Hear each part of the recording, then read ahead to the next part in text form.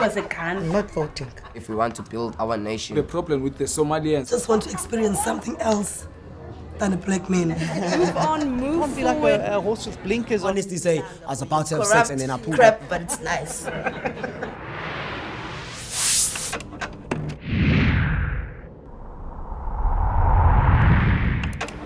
Six years ago, I've started this particular program of looking at nation building, which is a word in itself that means absolutely nothing.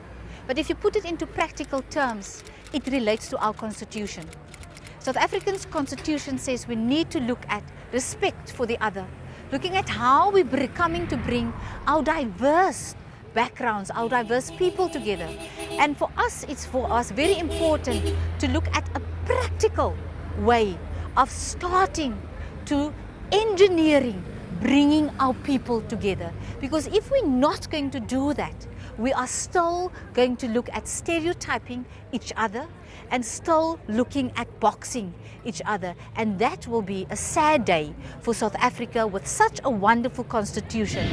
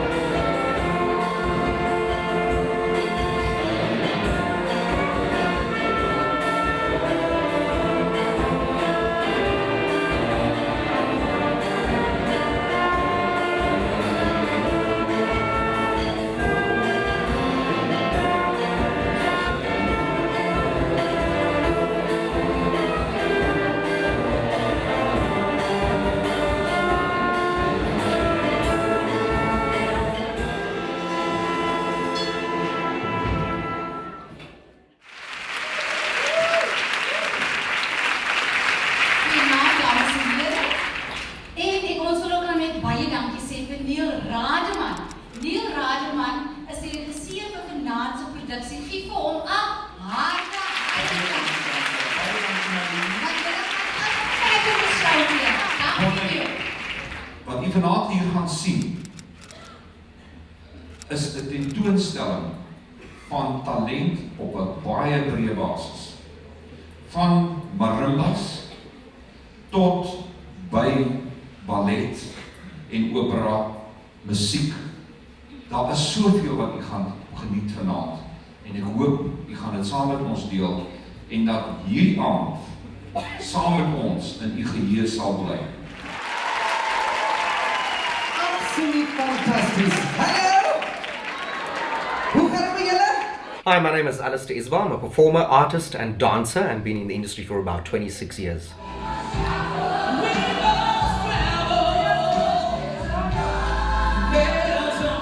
Hi, my name is Grant Perez and I'm a singer, dancer, actor, and next year will be my 10th year.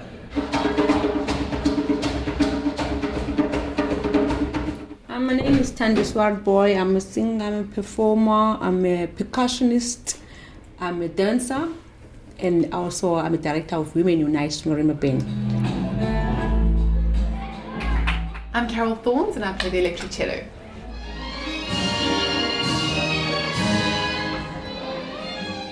I'm Kirsten Eisenberg and I'm a dancer with Cape Town City Ballet and a choreographer. You thought that my pride was wrong. Oh no. Hi, I'm Celeste Williams. I'm a keyboard player, singer, and I've been doing it since fetal stage.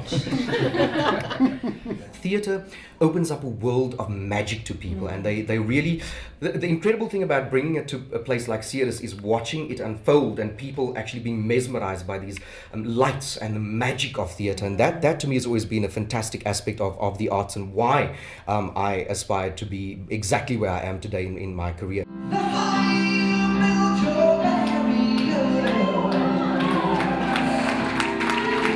The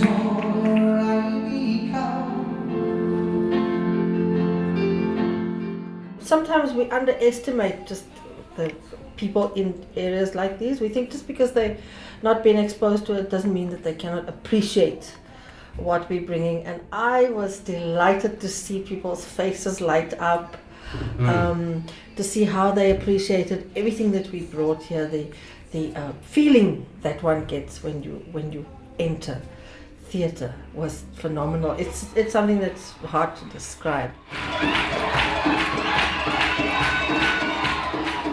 I feel very much honored for us to be here because now I can see that we've brought change into people's lives. Some of the people that were here, because we had a conversation with them at the back after, especially with the high schools, and the kids, they were talking to us, and they also would love to do what we are doing on stage.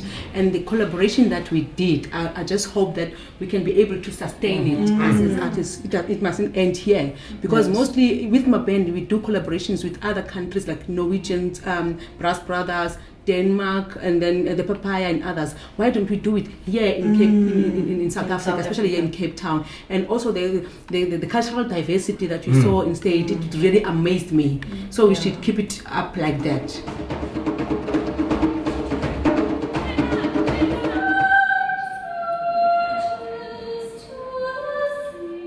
I think it's also been wonderful for us as artists because to integrate all the different styles. Like the audiences were amazed that after an African piece they could have a ballet piece, and also us getting to know each other, I think, and understanding each other's professions and cultures has been so important for us as artists and for the audience to see on one stage.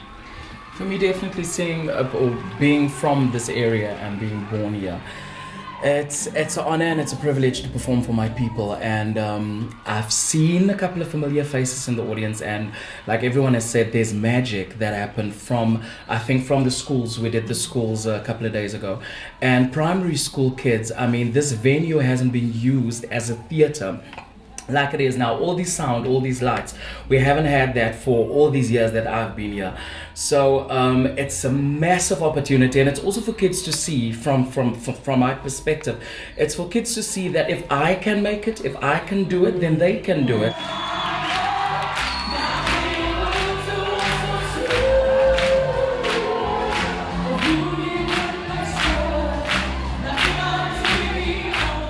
Me from a disadvantaged background also, it's always about, I don't have bus fare to get there. Well, make a plan.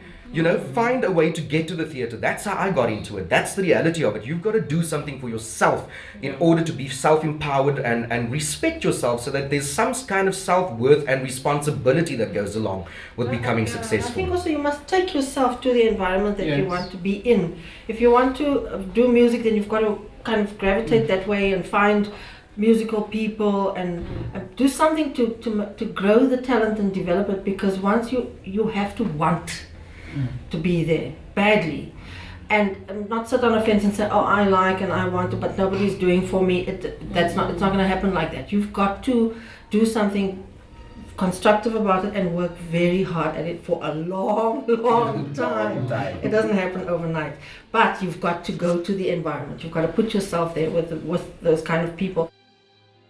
It's a pity that we no longer have community centers. You have buildings. We have buildings here. Yes. Buildings, They are like white elephants now. And then the kids, they come to us. They want to learn. And we are eager. We want to give them the skill that we have. But now we don't have a place. That's right. For me, my kids that I'm working with, I train them at my house. I stay in Claremont. Well, So now I use my house. I've been running around, going all over, looking for a space, just a space, not money, just a space to house all those kids that are doing the artwork, like the fine arts, the dance, the music, and all that. Do we have instruments? But the space, there is no space in Cape Town.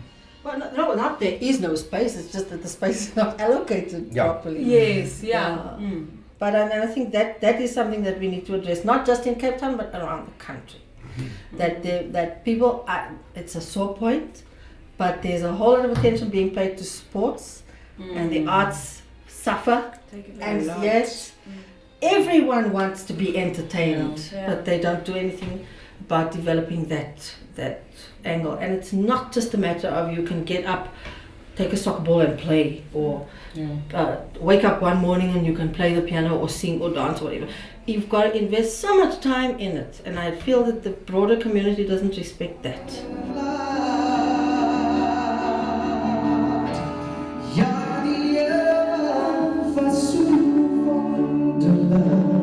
We need to make people aware that this is my trade. This is what I do for a living. If you want to train a soccer player, there are stadiums and there are all kinds of places being made available and funds being organized for that kind of thing. If I want to be an artist, I'm a backstreet boy. And on top of that, We've got them going, haven't we? it's said that we are also these South African citizens, and yet we have to pay tax. But we are not recognized as workers. Yes. So that is very bad for us. So, and we are the ones who are making this country, because we are the draw cards. We pull all those tourists. They come here to see us, and yet we are not being recognized as part of the broader economy.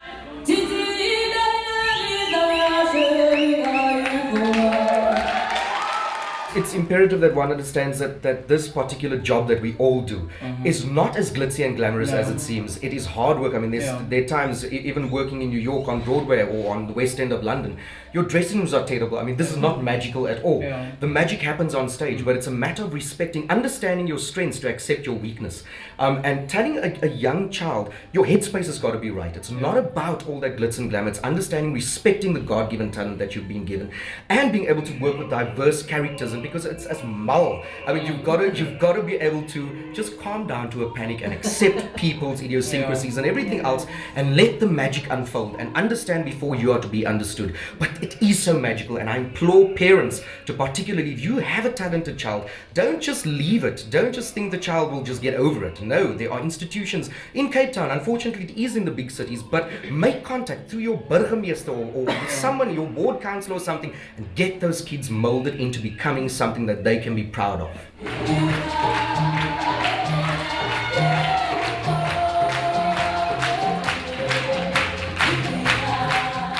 The reason why I opened up this women's band, before I used to perform with the male-dominated group, and then we have to be in front, sing and dance, smile for the cameras, and then that's all. And sometimes when also we perform and then said, no, we didn't do much, and then the men will get paid more than us women, because now we didn't do much, we were only smiling in front and dancing. So I decided, okay, if they can do it, why can't we do it? And then with the aim of empowering women, and that's that. Also, we had a problem. If you felt pregnant while working with men, then you are a dirty thing. You are thrown away, and then they don't even pay nappies or whatever for you. But after that, you come back, and then they accept you. But when you are pregnant, you are not the right person for the group. So now I decided, no, if it's happening like that, let's just have a women's band, and not that we do. No one can fall pregnant. Not that we don't do collaborations with male-dominated groups.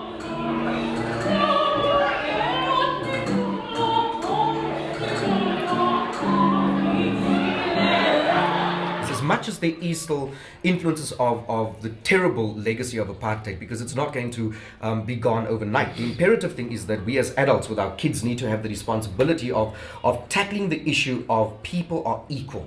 And there is, as I said earlier, that the arts is the common language of all human beings, literally. So once one gets over the aspect of that I'm better than you because I'm colored and you are black, or as we had been taught for 300 years that superiority is the minority of the white people, that's all, you can't use it as a crutch anymore. It's gone, it's wasted energy and all those things.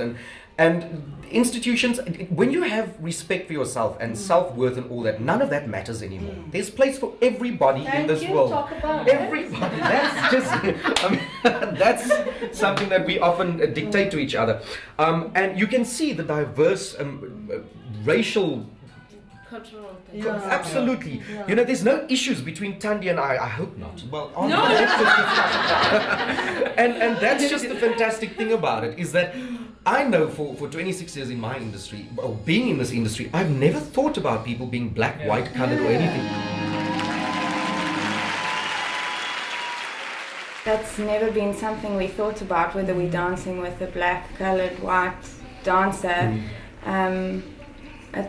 it's just one art form, one language, and we don't see color. I think people in the arts are far more advanced in that way than the regular people. Well, because I don't think about it, I didn't think about maybe whether the audience thought about that, but now you're asking me. Maybe in smaller communities there would be, you know, oh wow, there's a black guy with 2 white women, or a colored man with a white girl. But I think maybe that opens their eyes to something else, and it might be a pas de deux that's about love, and it can be between different races. It doesn't matter in our country anymore, and I think that's what the arts displays. I think the arts intentionally or not addresses those kind of issues that we appeal to the human element more than the color thing. In the arts, when we work together like this, we highlight the fact that it's not your color that matters, it's the skill that then, or the talent that is of primary importance. It matters more that you are able to play your instrument, whatever it is, fabulously, rather than that you're white or black. Well, I think the stage is the big equalizer. You step on that stage and there is no, there are no divisions between people, and that's something that's so wonderful. And the other thing about, I mean, obviously the arts being taken seriously in this country is just I think you give a child something really unique, and you give them a certain amount of confidence when they learn an instrument, because it's something that their peers might not necessarily do or have. And I know from working with Bascade and with various charity projects and teaching kids string instruments, just the way they come into their own and they grow in confidence and they just glow with so much, because it's more than just the fact that they've learned how to play an instrument. It's just that they're given something that helps them stand apart from the crowd, and they may not make a career of it, but it will be that one thing that will give them the impetus to do something very special with their lives.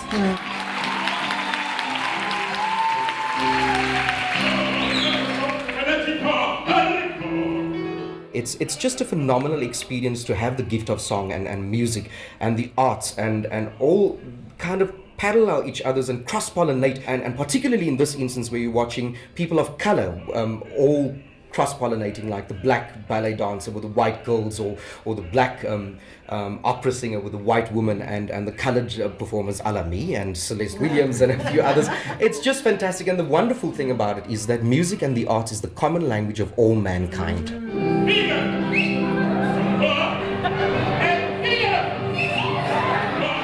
The difficulty in our country stems from the unknown. I don't know what happens in Tandi's house, and therefore I assume that she's bad or whatever, because it's not the same as what happens in my house or in Mr. Van Merwe's flat.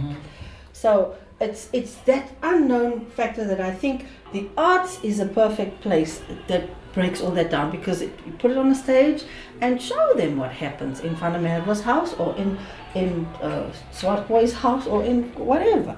And I think then we equalize it, and we've got a bigger chance of breaking down these barriers when we get out of our little holes, get out of your neighborhood. Don't dig yourself in a hole. Yourself a tape, take somewhere else.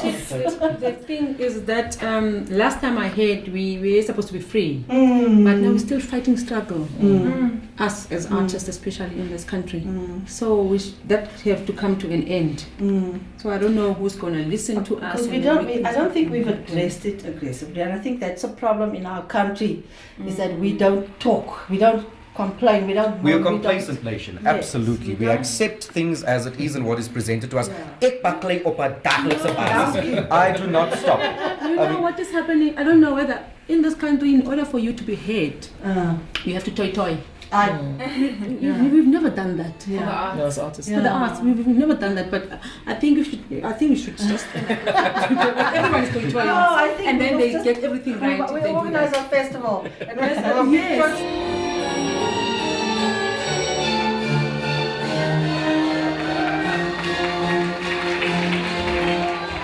I don't care whether you gay, straight, bisexual. It doesn't matter to us in this industry. And if your child was in this audience in the last 2 performances and you think that he has a bit of feminine idiosyncrasies and all that, and you saw a ballet dancer this afternoon, then you think, oh my gosh, there is a way for him. I mean, just that is the reality. That is what arts does.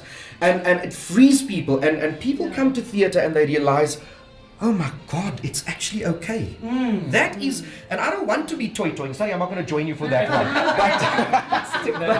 But I do believe that we make a difference in every single performance, and that to me is important. I can't change the world. What I can do is change my audience, or 2 of them, or 3 of them, or 4 of them, and I can change it for that amount of time. There's nation building happening, or kind of relationships that grow and develop. And you don't even realize sometimes that you are talking to somebody who doesn't come from the same neighborhood as you, because it doesn't matter. I think in arts and culture, people just want to have a good time. They realize that actually, as different as we are, we really all want the same things. And I might have a black skin or a brown skin or yellow or pink, whatever. You even forget what color you are now. Thank you. But it doesn't matter at the end of the day, because inside the real things are what I feel and think the stuff that don't have color. There is transformation happening, and I think with this it opened a couple of eyes as well. You know, I spoke to a couple of people as we started with this, and there's a couple of investments that's coming our way to really start art again in Ceres. You know, because we had drama teams, we had fantastic dance teams, we had music teachers and everything, and they're gone. So now it's our time and our chance, I think, just to start it up again.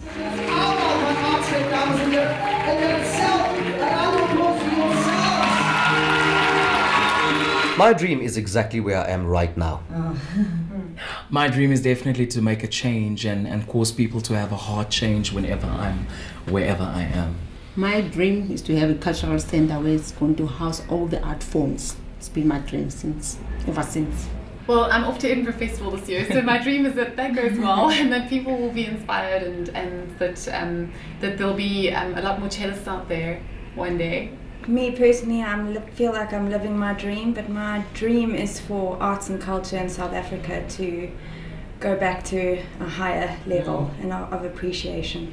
I really hope that everyone in South Africa realizes just how blessed we are and how much we have, how talented our nation is, and that we do something to manifest that we all realize that we are a happening, burning, on fire nation, and that we can be a force to be reckoned with.